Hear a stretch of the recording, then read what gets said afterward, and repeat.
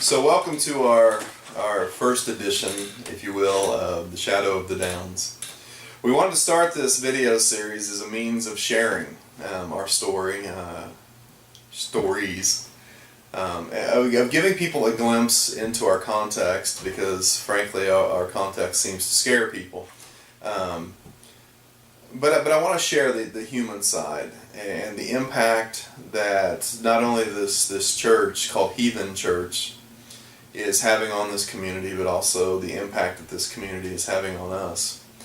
And so I decided to share first, and I decided to share one of my favorite stories of the past 3 years. It's a story that I think really captures who we are and why we do what we do, but it also captures the challenges that our people face, and the challenges that frankly we face in doing what we do. It's probably a little longer than what I would like, but it is a good story, and so I would ask that you'd stick with me through this. If you're friends with me on Facebook, you've heard about this story, and it's the story of Lego Boy. And so I'm just going to start at the beginning, and it was a couple of years ago. We were finishing up movie night down in the basement. It's our Friday night thing where we invite the neighborhood in for a warm meal and a movie and devotional time and games. It's really a good time. But we were finishing up. We had gotten the kids out of the building. We were cleaning up, and I had forgotten to lock the door. Now, normally when the kids go out, we lock the door behind them, because if there's cars in the parking lot here, people will continue to come in the church, which is great, except when you're trying to get home. And so I'll never forget how this all played out. Well, I was downstairs and I heard somebody come through the door, and of course I realized I didn't lock the door. Well, I look up and I see a stroller coming down the steps, and in the stroller there was a baby. The baby, we all thought looked like maybe 6 months old. We would later learn that the child was almost 2 years old. Obviously had some significant developmental problems. And I'm pretty sure I'm going to give you some insight into that. But pushing the stroller down the steps was this really large woman. And so a couple of us, we ran over to help her down the steps. And it was then that we noticed this 12-year-old behind her. Very awkward, very gangly 12-year-old kid behind his mom. And this kid hits the floor down in the basement and is just a million questions. I mean, he can't stop talking. And so I'm standing there and I'm trying to answer all his questions about who we are and what we're doing and why we have a movie screen and is there food. And as I'm talking to him, I notice that the mom pulls out this can of Red Bull and begins to pour it in the baby's bottle, which once again probably explains a little bit of what was going on there. And so we invited him in, we fed him, and we began to just have these conversations. And I shared with them, when we're at the church, when they could come, when they could get food. And from that day forward, the 12-year-old Lego Boy, he was in this church whenever the doors were open. Didn't matter if we were having service, didn't matter if we had anything going. He just wanted to come in and hang out. And this was a kid that, frankly, just was just a chatterbox. It was constant questions, and so we began to build this really great relationship. And here in the hood, it takes some time because people don't trust, and rightfully so, I think, a lot of times. But you build it through conversation and building relationship. And so we all began to build this relationship with Lego Boy. And there was this evening, and he would talk about his brothers, and he would talk about his mom, but I never heard about Dad. I never saw Dad. And so when we had built up enough trust and relationship, I decided, I'm curious.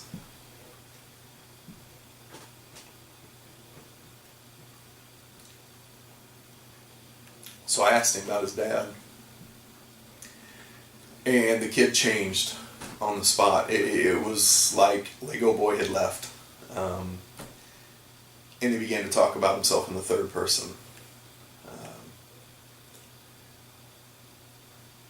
Lego, and he didn't call himself Lego Boy. I'm just Lego Boy doesn't talk about that.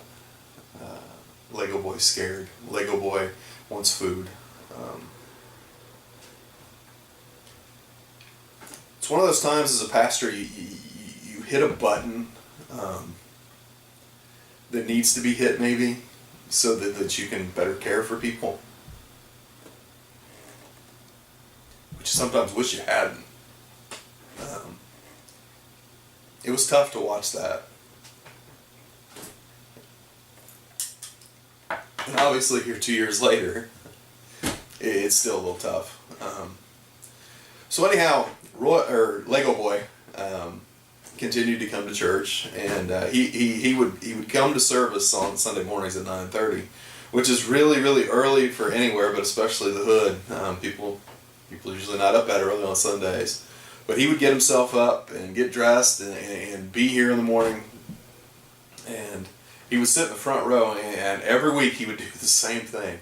I'd be right in the middle of my sermon, and I'd hear this whisper, Pastor Corey, Pastor Corey.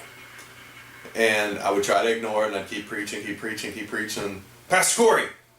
And so I'd have to stop. Now that's one of the great things about this place, is it will make you a good preacher if you're not.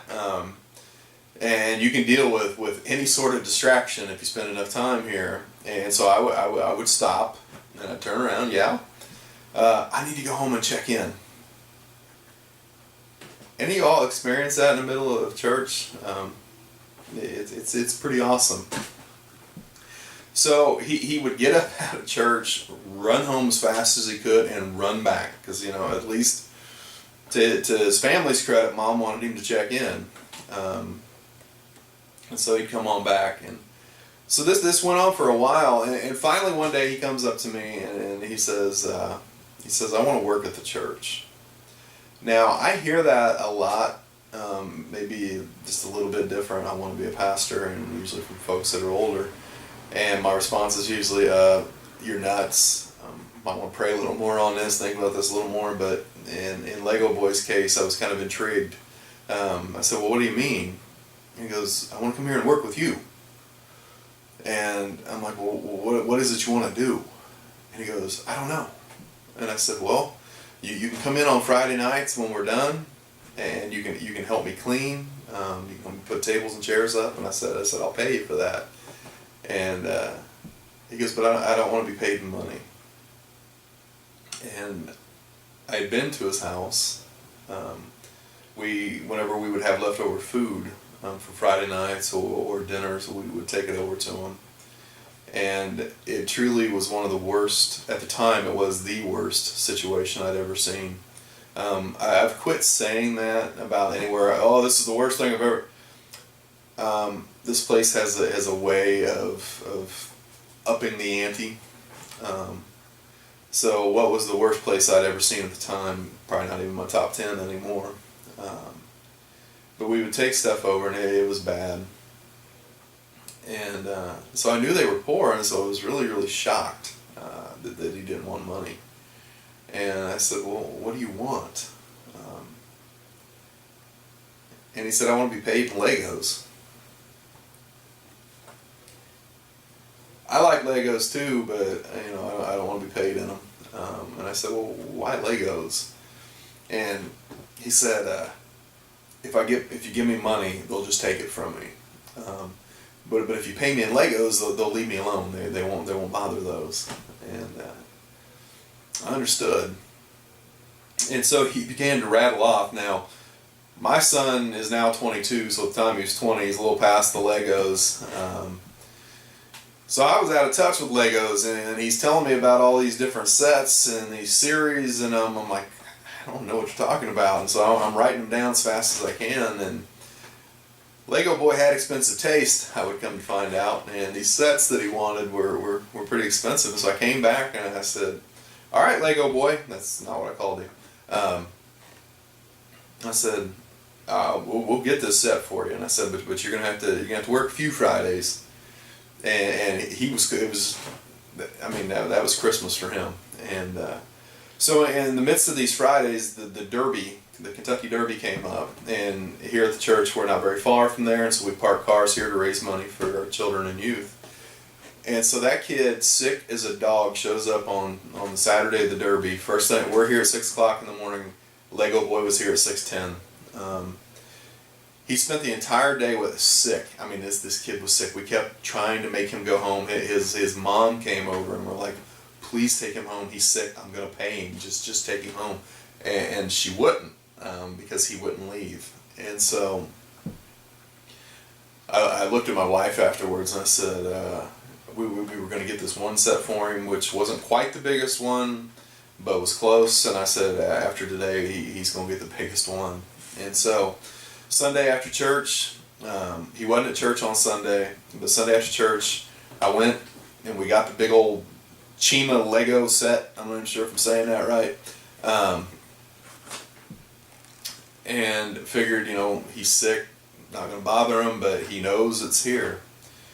Well, Friday came and he didn't. Now, he had disappeared on us before for a Friday or two. And on the one hand, I was a little concerned because he knew that the Legos were waiting on him, but I also figured, all right, maybe the kid was just sick. And so he didn't show up to church on Sunday. So I drove by his house and didn't see any sign of life, and I went up and banged on the door. Nobody answered. And I thought, well, maybe they just stopped doing something else. The following Friday came, didn't see him, went back to the house, banged on the door, nobody answered. And this went on for a few weeks. And whenever I would come into the neighborhood, I would always drive around and just see, if he was out, or if his mom was out, or his brother. And they weren't. And so I quit banging on the door. Would drive by the house, but just quit banging on the door. And a long time went by, several weeks. And one of my team members came up and said, have you ever heard from him again? And I said, no. I said, I still got his Legos, but I never heard from him again. And she goes, well, would you please go check one more time? And I thought, all right, I can do that. And so I went over, and as luck would have it, one of the neighbors was out in the yard. And they didn't stop me before I went up and banged on the door, but banged on the door. And each time that I went, there was like more and more garbage outside, and then it just quit. Nobody answered. And I come back out and I said, hey, what happened to your neighbors? And he goes, oh, they left in the middle of the night several weeks ago. Just took off, disappeared. That happens a lot around here. We'll build relationships with people, with kids, and then they're gone. Bills come due, they get evicted, they're running from the police, they're running from problems, and they just disappear. My file cabinet's over here. Those Legos are still in there. We give out a lot of Christmas presents every year to kids in need, and there's been a couple times I've thought I'm just going to pull them out and give them away. But they're not mine to give away. Now this seems, and it is, this seems like a really sad story. It also kind of seems like, well, Pastor, y'all kind of failed in a sense. He's not in your church anymore. You don't know what happened to him. For all you know, Pastor, he's dead. And could be. I really don't know. What I will say is we've come into a place that has a lot of problems. A lot of people that have never been loved, never been cared about. We've come into that type of place and we've loved people that otherwise are pretty invisible. I don't know what happened to Lego Boy. I don't know what happened to his family. But I do know that this child and this family that would otherwise be invisible, forgotten, nobody cared about, I know there's a whole team of people here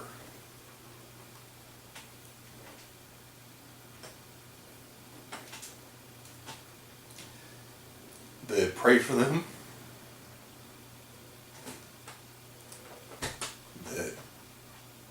that think about them,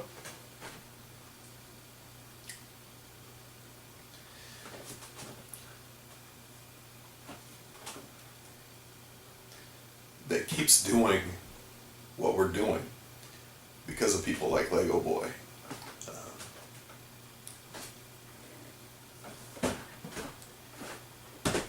That's why what we do, I think, is so important. It'd be really, really easy to go to a nice church where the only thing I have to worry about is the next potluck. It's not me. I want to be where this Savior that we proclaim, where He's needed, where He has an impact, and where we as a team in this place, we never have to wonder about what to do next. We never have to wonder what kind of ministry we have to do next.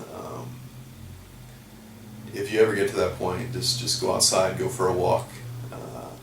You won't make it very far. You'll find ministry to do, or it'll find you. So that's the story of Lego Boy. Sorry for getting a little emotional about it.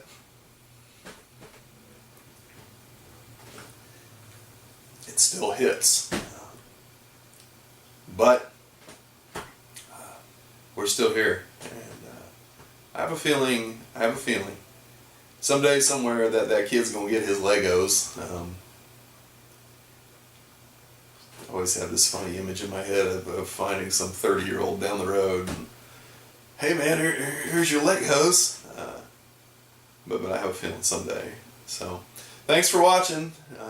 Hopefully the next ones won't be so sad. So, peace out. Take care.